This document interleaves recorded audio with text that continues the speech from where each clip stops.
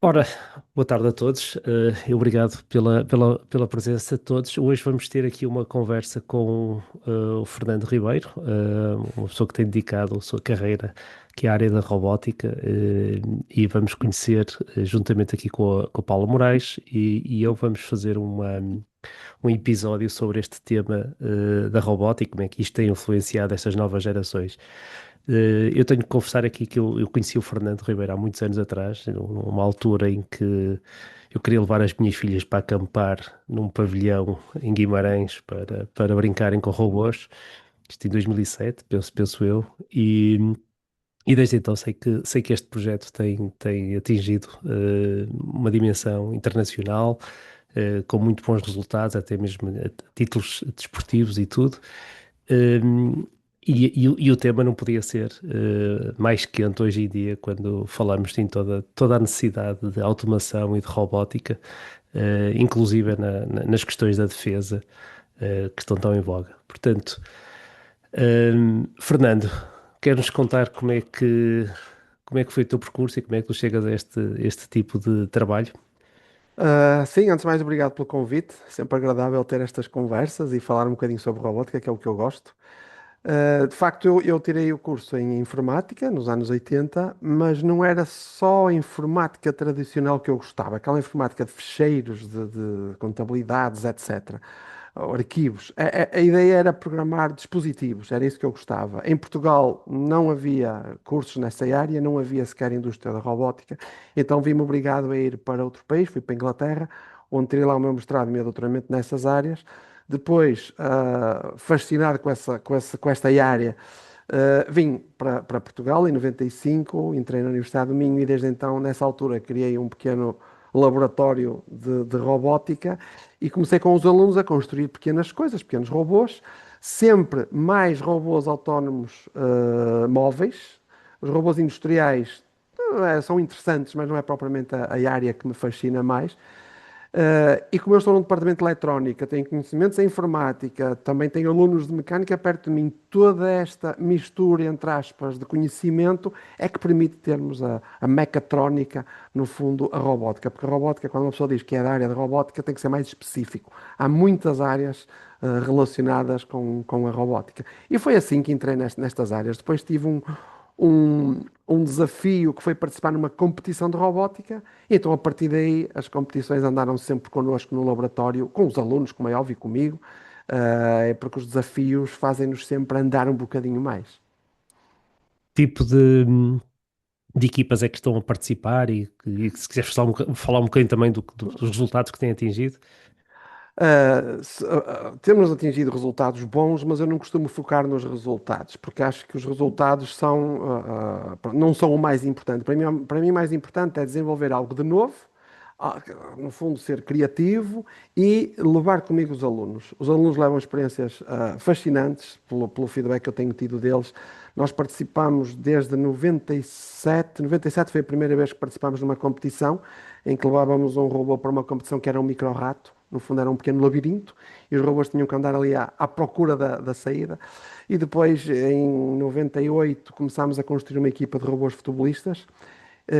Por vezes as pessoas assumem que o robô futebolista é uma brincadeira, quando não tem nada a ver com isso. Eu diria que é um dos desafios mais complexos que nós temos para resolver.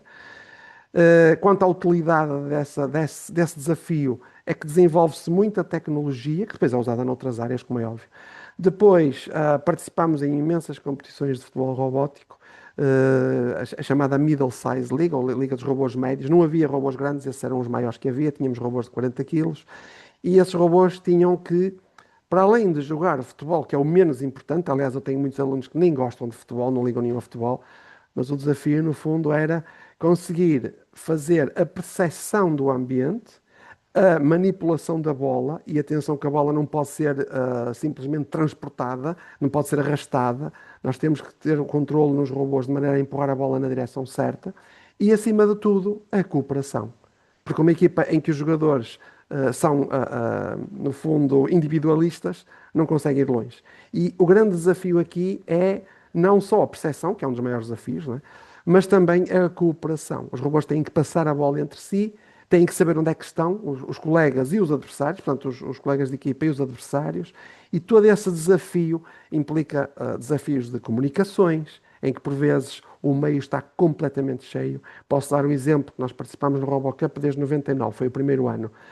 Temos cerca de 3.000 robôs lá dentro, todos têm o número IP, cada participante, são outras 3.000, 3.500 pessoas, também têm computador e telemóvel, aquilo tudo junto no mesmo, o meio está completamente saturado. E quando os robôs querem comunicar entre si, é um desafio tremendo. Posso dar um exemplo, em 2006, foi em Bremen, na Alemanha, em que nós fazíamos um ping e o ping demorava 40 segundos e nós estávamos ao lado do robô.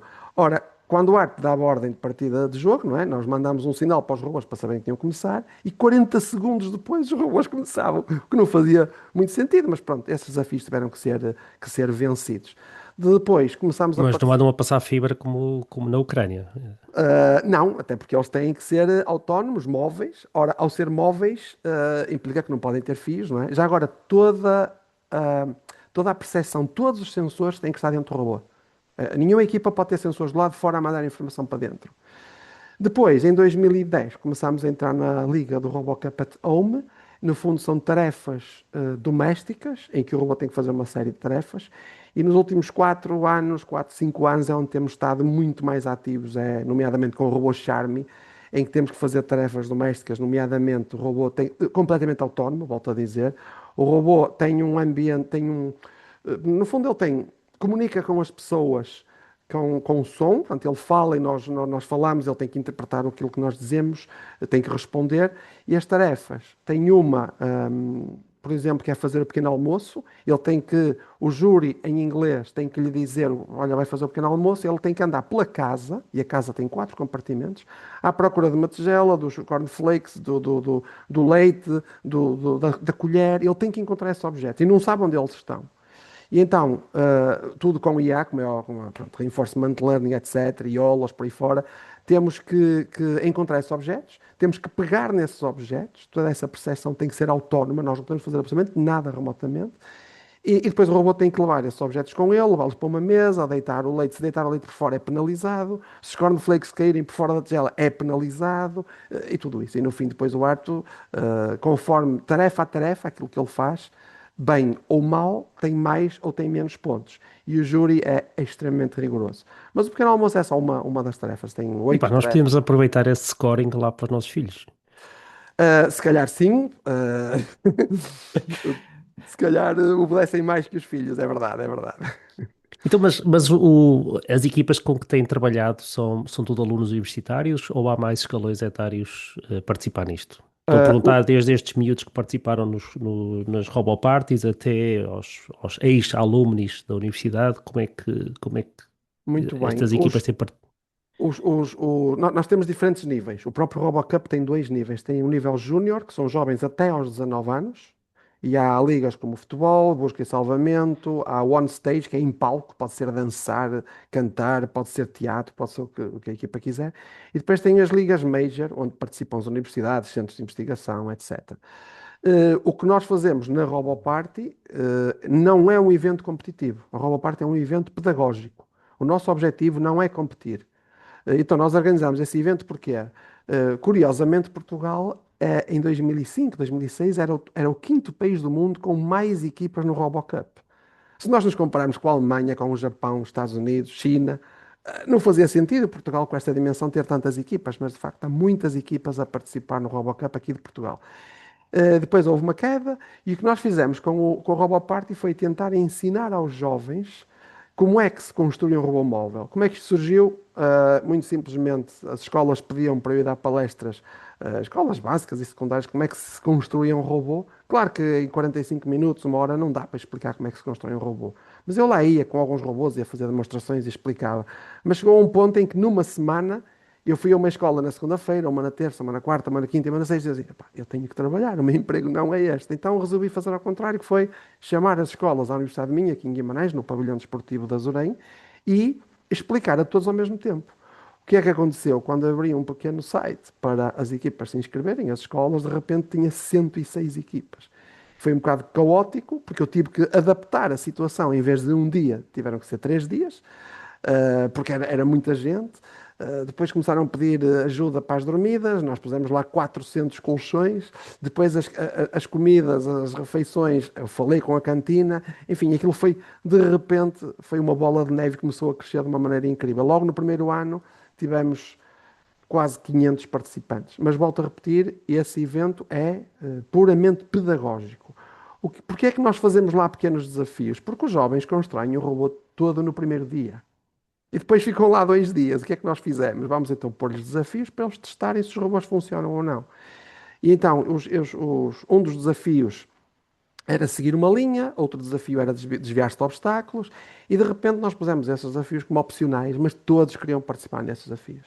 E depois pusemos outro desafio, que era a prova de on-stage, como é no RoboCup, em que aí obrigávamos 4 equipas a colaborar umas com as outras, equipas que não se conheciam, então passavam a ser amigos e trocavam fotografias, etc. Trocavam código, eles eram obrigados a ter uma coreografia em conjunto, os 4 robôs, embelezavam os robôs, escolhiam uma música e a partir daí era um desafio. E pronto, a partir daí, a Robo Party todos os anos, enfim, não cresce mais porque nós não permitimos, nós limitamos o número de inscrições porque senão nós não queremos quantidade, nós queremos qualidade. E continuamos a ter muita gente, enchemos sempre as vagas. Mas isto foi apenas para distinguir entre pedagógico, que é a RoboParty, e depois o competitivo, que é o Festival Nacional de Robótica, o evento europeu que nós temos, o RoboCup, etc. Isso aí é um bocadinho diferente. E nós Tem, participamos desse. tem colaborado com outras organizações em Portugal, ou já se fez isto, já se replicou este modelo noutras academias ou não? O caso da RoboParty, não. Agora, há mais equipas portuguesas a participar no RoboCup. As que participam sempre, as universidades, é sempre a FEUP, o Instituto Superior Técnico, a Universidade de Aveiro e a Universidade do Minho. A Universidade de Aveiro neste momento nem está a participar, mas a FEUP também tem participado menos, mas o IST e o Minho neste momento são os únicos que estão a participar. E este ano o RoboCup é na Coreia do Sul e lá vamos nós as duas equipas, e as duas no home, curiosamente. Já não estamos no futebol robótico, porque o futebol robótico agora deixou de ser futebol, portanto, futebol de rodas, este é o último ano. Agora vai ser tudo com humanoides. Nós já temos Ok. um humanoide, temos um booster, um T1, e já estamos, já está programado. Nós já participamos o ano passado, em agosto, numa competição na China, que é o World Humanoid Robot Games. Foi em agosto, tivemos lá um mês. Então, Ah, e conseguem trocar, conseguem preparar-se só com um robô? a Percebo que organi- depois em competição se calhar tem acesso a mais robôs, Pois. mas não é fácil treinar só com robô, né? Não, não é fácil, é bem difícil. E como nós só temos um, não é? Eu não vou dizer que é impossível, mas fazemos das tripas coração, porque há universidades que conseguem comprar 5 robôs. Estou a falar num robô que custa cerca de 35, 40 mil euros, no mínimo, o T1. Agora os preços vão começar a cair, como é óbvio, mas comprar 5 robôs desses, são 200 mil euros, que nós não temos, como é óbvio. Mas o que aconteceu em agosto foi que nós temos um, fomos para lá e a organização tinha lá 88 robôs para as equipas pegarem em 4, levavam o seu, pegavam em 4 e jogavam. Portanto, eles disponibilizaram o hardware por ser a primeira edição do evento. E pronto, e nós podemos usar simuladores, mas nós aqui no Laboratório de Automação e Robótica em Guimarães é tudo no real. Nós usamos uma simulação para testar qualquer coisa, mas depois, mesmo os alunos já sabem, não adianta, eu não quero simulações. Eu quero, podem começar com a simulação, mas depois têm que mostrar que funciona no real. E acontece com todos os robôs, com os robôs de Charme, das tarefas de casa, com os robôs de condução autónoma, também temos uma prova que é um carro autónomo numa pista. Um carro à escala, tem cerca de 1 metro de comprimento. E também é completamente autónomo, tem que detectar passadeira, tem que detectar semáforos, tem que detectar os sinais. Tinha uma zona que era um túnel de propósito para ficar com pouca luz e o desafio de visão é bastante maior, como é óbvio. E depois também temos o humanoide. Portanto, nós participamos em várias frentes, em várias competições, todas elas com visão. Todos os nossos robôs têm visão. Há um ou outro que não tem, mas aí não é competição, é por outros motivos. E pronto, e o nosso desafio é sempre a inteligência artificial, a visão, que sempre, o hardware, porque nós estamos num departamento de eletrónica industrial, e o software, também fazemos software, como é óbvio.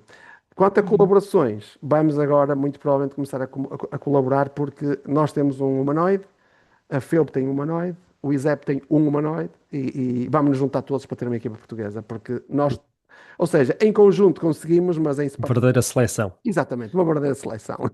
Uhum. Fernando, já agora é um prazer estar aqui consigo, não é? Somos velhos conhecidos, ali, Exatamente. não é? Muito velhos conhecidos. Fico muito contente quando vejo os nossos antigos alunos muito bem colocados e a fazer coisas fantásticas como o Fernando. E estava aqui a falar em colaborações e o laboratório também tem colaborações com empresas, também respondem a pedidos de empresas ou é essencialmente pedagógico? Sim, também respondo a pedidos de empresas. O nosso maior problema é, portanto, nós temos, os alunos, são poucos para as solicitações que o nosso departamento tem. Uhum. Muitas empresas precisam de pessoas nesta área, com conhecimentos em robótica, em visão, em inteligência artificial. Sim. Há poucos Agora alunos, ainda mais, se agora calhar. ainda mais, exatamente. Portanto, é sempre uma dificuldade arranjar alunos. As empresas, Mas porque os alunos não gostam ou porque não existem mesmo? não, nós temos números clausos e não podem entrar mais alunos. Sim. Esse é um dos principais motivos. Uhum. Mas também não, digamos, não podemos abrir simplesmente, sei lá, primeiro não se pode duplicar, Não como é tem óbvio, recursos, claro. até porque depois não há recursos para isso e até porque depois também há uma bolha e depois começa a haver menos solicitação e é outro problema. Também temos que equilibrar aqui um bocadinho as Certo. coisas. Mas um dos problemas é que, vamos imaginar que temos um projeto com a indústria e o aluno diz, "Pá, eu nem quero fazer esta cadeira este ano", e de repente ficamos um bocado mal perante a Hum. indústria. Mas temos alguns projetos, não é? E o laboratório, pois, e o laboratório não tem, sei lá, investigadores mais permanentes que possam responder aos pedidos das indústrias? É difícil, como sabem, as vagas não são muitas, não é? Pois, Atualmente as vagas não são pois, muitas. Este laboratório é muito dedicado à componente, digamos, de robótica, até mais competitiva. Nós fazemos tudo, mas até mais competitiva. E, por um lado, é apelativo para os alunos, que eles gostam dessa componente, mas depois, às vezes, há entidades que dizem: mas para que é que isso serve? E se calhar ainda não se aperceberam que se calhar nós estamos demasiado. ahm, eu não queria dizer à frente, estamos a ver problemas que ainda não existem, se calhar. E depois surgem desafios em que nós aplicamos esse conhecimento. Talvez seja um bocadinho nesse aspecto. É. se calhar não sei se seria um bocadinho explicar, porque quando o Fernando diz nós fazemos tudo, e eu não sei se para as pessoas que depois que nos vão ouvir sabem o que é isso Ok, tudo. portanto, nós desenvolvemos o hardware, com exceção do humanoide, que foi adquirido, Sim, todos os outros robôs são construídos no laboratório, todos. E nós só adquirimos este humanoide, até é uma colaboração com a própria empresa chinesa Busta, que nós tivemos lá um mês, mas como nós somos um departamento de eletrónica, o nosso objetivo é construir e desenvolver hardware.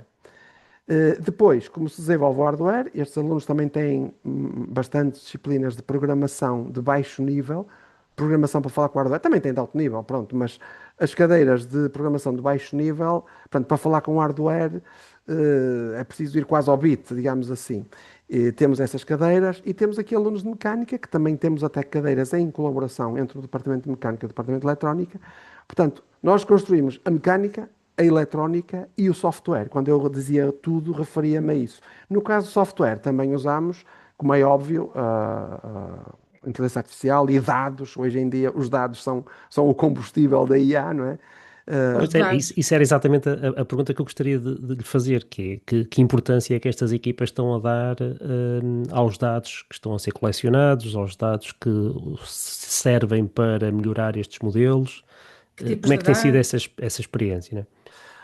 Ora bom, curiosamente a inteligência artificial está-se a falar agora muito nos últimos 3, 4 anos. Se calhar desde que saiu o chat GPT foi quase a bolha. Eu sei que havia antes, mas de repente há aqui uma explosão de interesse por parte da comunidade em geral, mesmo pessoas que não são desta área. Eu recordo que já em 2006 nós tínhamos equipas no Middle Size que já usavam este tipo de tecnologia.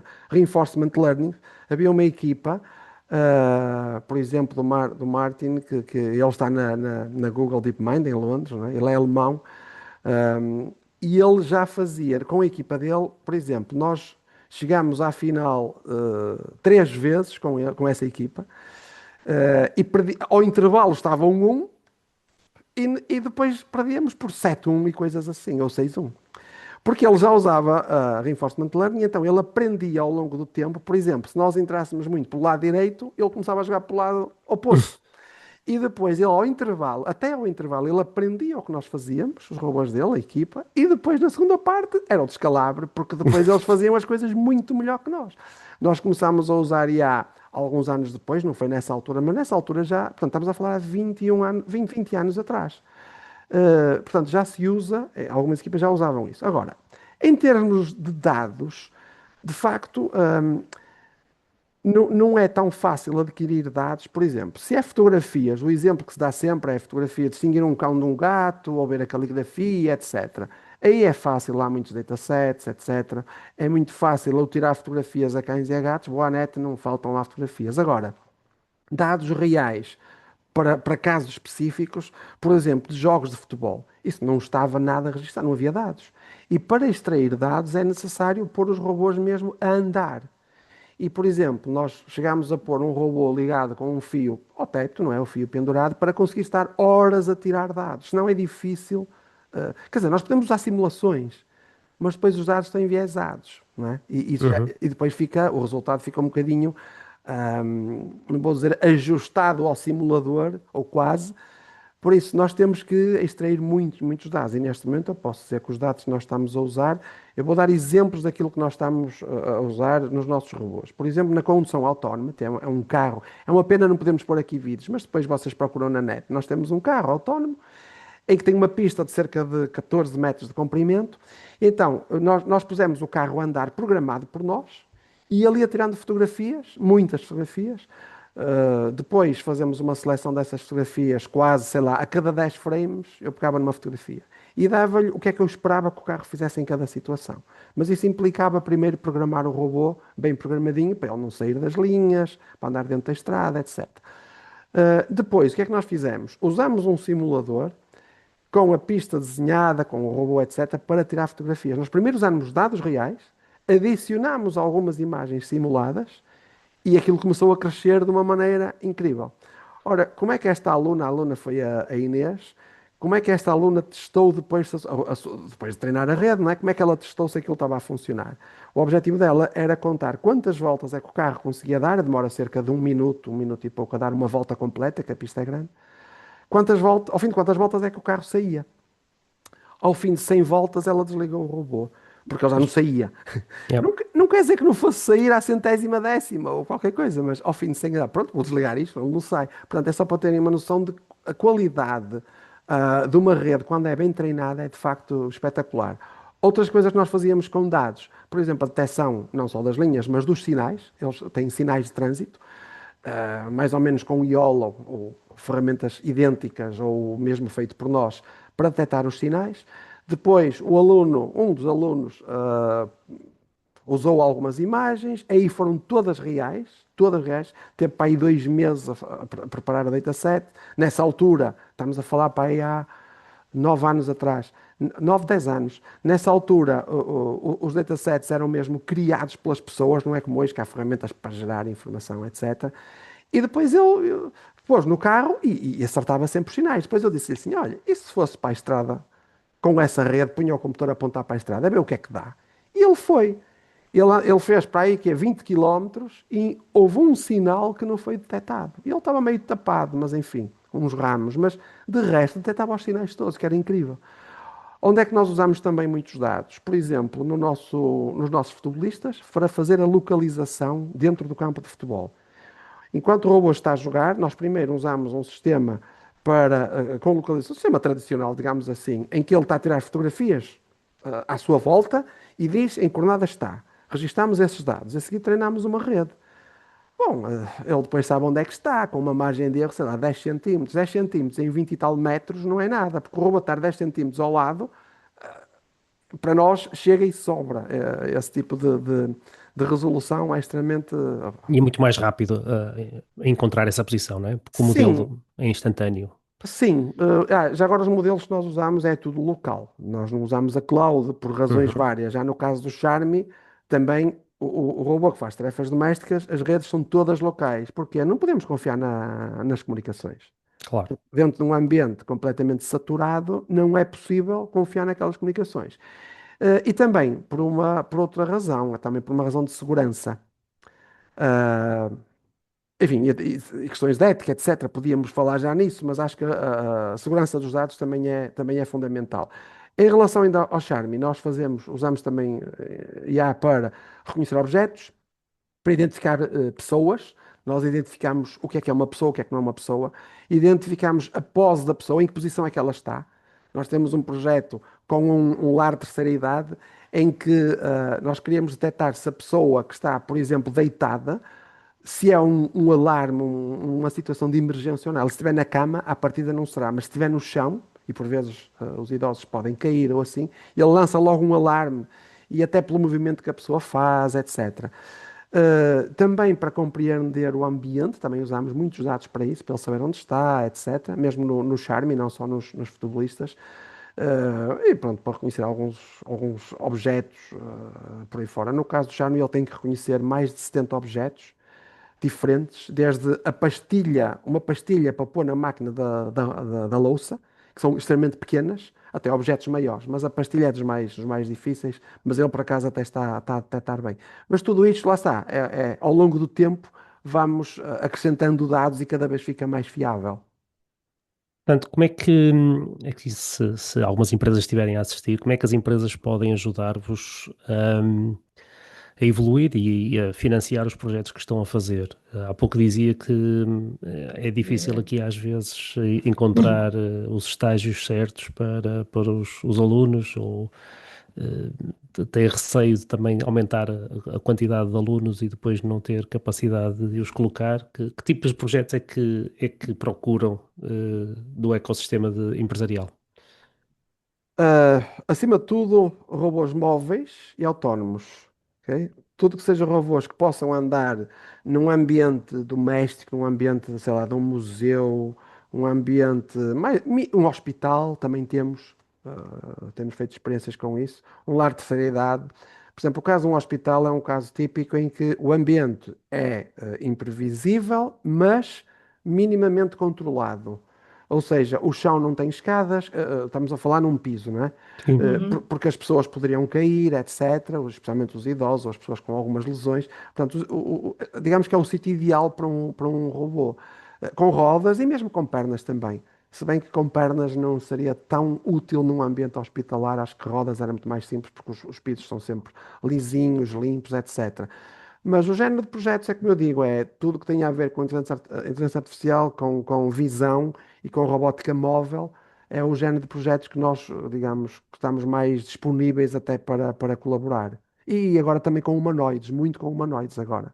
Uhum. Mas, Pois, mas os casos de indústria, sei lá, agricultura, os armazéns, etc., isso continua a haver procura e desafios nessas áreas? Sim, sim. Neste momento há aí projetos, por exemplo, deste humanoide T1 transportar caixas com os seus braços, caixas de tamanho standard, por exemplo, para fazer o replenish ou reposição. A reposição nos Exato, armazéns. reposição de produtos nas prateleiras. Por Uhum. exemplo, durante a noite, o supermercado está fechado e estão lá pessoas a pôr, a encher outra vez as prateleiras. E se forem caixas pré-configuradas, digamos assim, com dimensões standard, etc., é muito fácil para um robô, até porque é uma tarefa repetitiva, é muito fácil para um humanoide fazer esse tipo de coisas. É um dos exemplos, mas, quer dizer, mas os humanoides vão entrar cada vez mais no nosso dia a dia, quer a gente queira, quer não queira.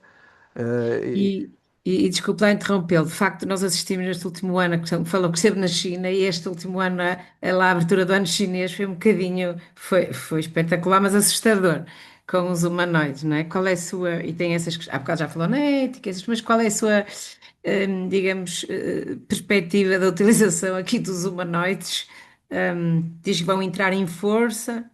Ora bom, nesse evento que nós tivemos em agosto passado, há três. Pronto, os chineses têm mais de 100 empresas a construir humanoides. E se compararmos a China com os Estados Unidos, por exemplo, e mesmo com a Europa, eu estou triste com a Europa porque não está, digamos, a criar praticamente nada. Está a criar, mas é um exemplo ou dois. Os chineses têm mais de 100 empresas, mas aquelas que mais se distinguem é a Booster, é o Unitri, e esses que estamos a falar aqui no fim do ano, no ano novo Chinês. chinês, são da Unitri. É uma Fourier, por exemplo. A Fourier também tem robôs interessantes, bem um bocadinho mais lentos, mas mais até esteticamente e tecnologicamente mais avançados. Mas a Unitree está a dar cartas. E qual é o motivo? Primeiro, eles criaram um sistema em que aquilo que um ser humano faz, o robô replica. Portanto, todos aquelas ginástica que aqueles robôs todos faziam, todo aquele aparato, foi previamente treinado, e se algo imprevisível acontecesse e o robô se pusesse no caminho, ele não se desviava, simplesmente ele está a replicar aquilo que foi treinado, digamos assim. Isto, para o bem e para o mal, por um lado, demonstra que estão de facto a avançar, mas ainda estão muito limitados. Outra questão que é preciso levar em consideração é que há muitos vídeos que nós vemos na internet que são fake, não são verdadeiros. Ok? E há muitos robôs que estão a ser, digamos, telemanipulados. Não digo telecomandados, mas telemanipulados. É alguém que tem uma espécie de fato ou algum dispositivo que controla os braços e o robô faz a mesma coisa. Só que só filmam o robô, não filmam a pessoa. Eu posso dizer que no tal evento que lá estivemos, havia 8, aquilo eram uma espécie de Jogos Olímpicos, digamos assim. Vimos robôs a correr, tudo isso. Havia 8 desportos. E só o futebol é que eram autónomos. Os outros 7 eram todos telecomandados. Nós vimos robôs na televisão a jogar kickboxing que estavam a ser telecomandados. Portanto, aquilo é um jogo como se fosse no computador, mas é um jogo com robôs físicos, reais. Uh, Acredito que no prazo de 1 ano, a 2 anos, 3 anos, por aí fora, a coisa melhore. Mas só o futebol é que eram autónomos. No caso do kickboxing, no caso das corridas, também estava uma pessoa a dar, no fundo, o ritmo que queria ao robô, também eram telecomandados. Ele equilibra-se, mas o ritmo que ele queria dar também era comandado. E, portanto, nós não podemos acreditar em tudo que vemos. Está muito desenvolvido, não tenho dúvidas disso. Aliás, vimos lá coisas espetaculares, mas eu acho que deixar um humanoide sozinho ainda não é possível. Ok? Ainda há muitas coisas a desenvolver. Portanto, nós não estamos assim tão aparentemente, parece que estamos, mas eu ainda não deixaria um robô humanoide sozinho fazer uma tarefa. Em ambiente controlado, talvez sim, mas ainda não está como nós queremos. Acho que daqui a 2, 3 anos isso vai ser possível. É preciso E muito queremos, cuidado. queremos ou não queremos? Essa é uma questão muito interessante. Eu acho que queremos.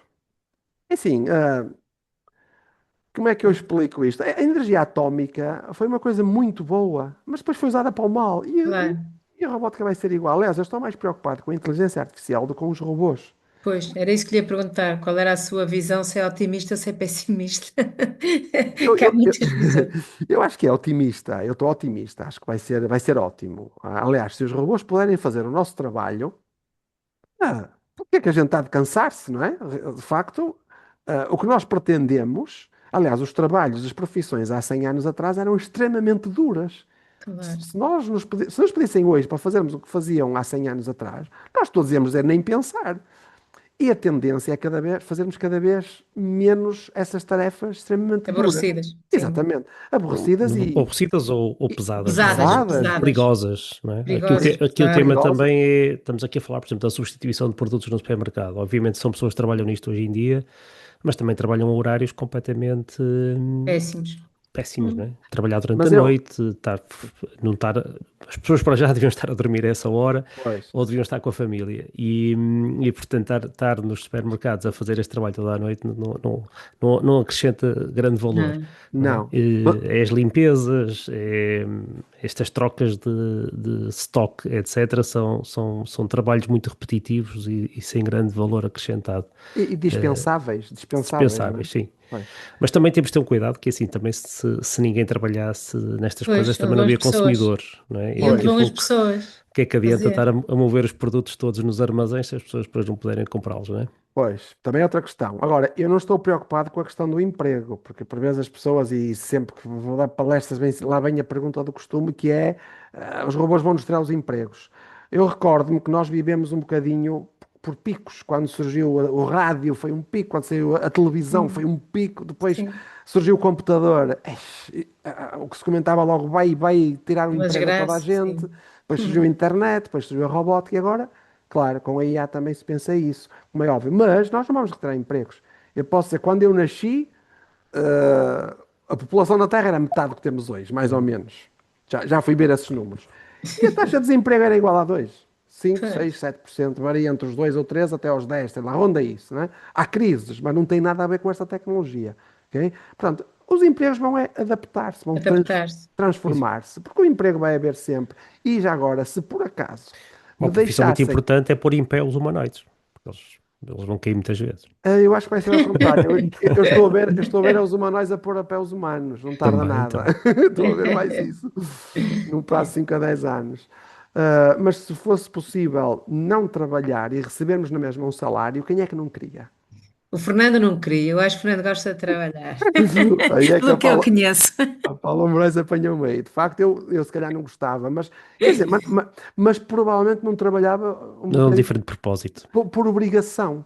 Sim, Eu trabalho porque gosto, para o bem é, e para o mal, porque tem que ser.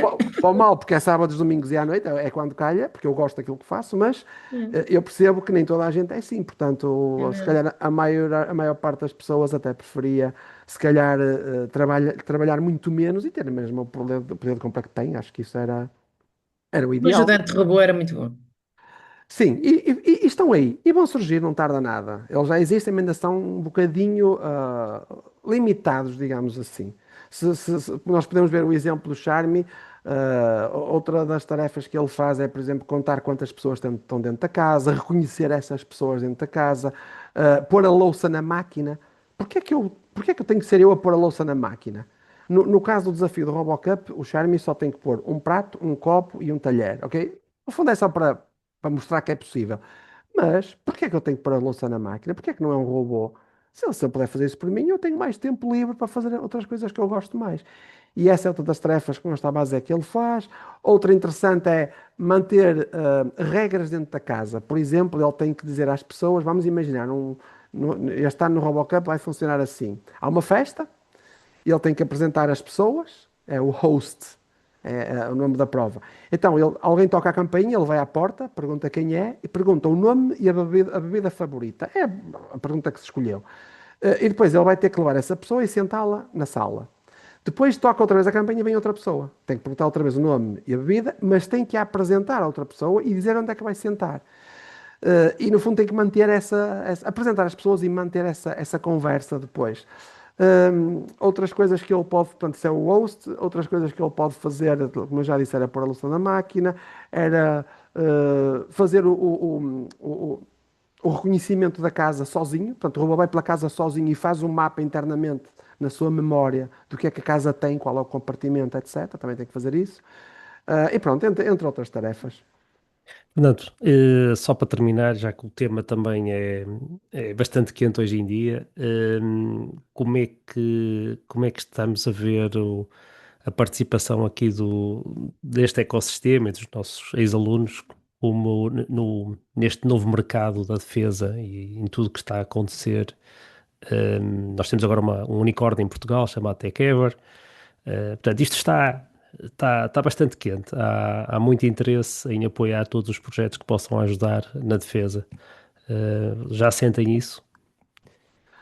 Sim, já fomos abordados para essa área. Nós temos projetos com drones, se bem que os drones já estão mais do que conhecidos, não é? A defesa é uma área como outra qualquer. A defesa é uma área, ainda por cima, uma área que tem mais dinheiro que as outras. Portanto, é natural que haja mais projetos e que se caminhe nessa direção. Se for num aspecto mais de defesa, como o nome indica, porque é como nos Estados Unidos, a questão do nome se é Ministro da Defesa ou Ministro da Guerra. Hum. Uh, Se for na perspectiva mais da defesa, claro, ou se for mais na perspectiva da guerra, claro que se desaconselha, mas é uma realidade que isso vai acontecer. E a guerra vai passar a ser com máquinas e não com seres humanos. Por um lado, ainda bem que não, pronto, poupam-se os seres humanos, mas por outro lado, continua a ser um problema esse da guerra. Em relação aos alunos, eu estou mais preocupado, por exemplo, com os nossos alunos saírem de Portugal. O facto Uhum. de eles irem, porque o facto de eles irem para determinada área é uma área como outra qualquer, como eu acabei de dizer, na minha opinião, como é óbvio. Agora, deixa-me pena é os nossos alunos acabarem aqui o curso E e, vai. e Portugal investiu neles como é óbvio, as propinas não pagam os seus estudos, Portugal investiu neles e depois eles vão para outro país. Claro que vão para um sítio melhor, vão ganhar mais, pronto, vão ter uma experiência diferente, etc. Mas quando se fala em exportação, Portugal neste momento está a exportar muito conhecimento e muitas pessoas, a exportar pessoas que nós Exportar potencial. Sim, precisávamos cá, exatamente. Isso é que me deixa pena. Eu tenho imensos alunos que acabam o curso e lá vão para a vou Holanda, para a embora. Alemanha, etc. E o mais curioso é que os meus colegas, professores que os recebem, e mesmo empresas, dizem: destes, manda mais. Exato, agradece e Destes. pedem mais. Exato, destes, manda mais. E é Uhum. pena, nessa perspectiva, é pena. É. Fernando, olha, foi um gosto. Agradeço esta conversa. Podíamos ficar aqui muito mais tempo a conversar, mas isto tem um limite de tempo também. Claro, claro. E vamos juntar o URL para os nossos ouvintes poderem ver também os vídeos e conhecer o departamento. Tá bom. E deixar aqui o desafio para começarem a lançar aqui desafios e estágios para os alunos aqui de robótica para começar a cruzar isto com outros dados. Nós, na área dos dados, temos todo o interesse em colaborar, em colecionar dados, em ajudar a montar eh, outras camadas de informação e de certeza absoluta que toda esta indústria vai ser uma daquelas áreas que vai produzir muitos data points para as empresas, para as organizações, para os governos. Então aproveito só muito rapidamente para dizer que o próprio RoboCup no seu site está a disponibilizar gratuitamente todos os dados que são retirados pelas equipas. As equipas querem Pronto, Muito bom. disponibilizá-los, como é óbvio. E se precisarem de dados que estejam relacionados com aquilo que precisam, até para fazer estudos, eles estão lá disponíveis. Basta ir ao RoboCup e procurar pelo hub dos dados. E aproveito também para agradecer o convite para estar aqui, que é sempre um gosto, e rever pessoas que já conheço há muitos anos. Muito obrigado pelo convite. É um gosto pronto. também, Fernando. Obrigada. Nada. Obrigado. Deus.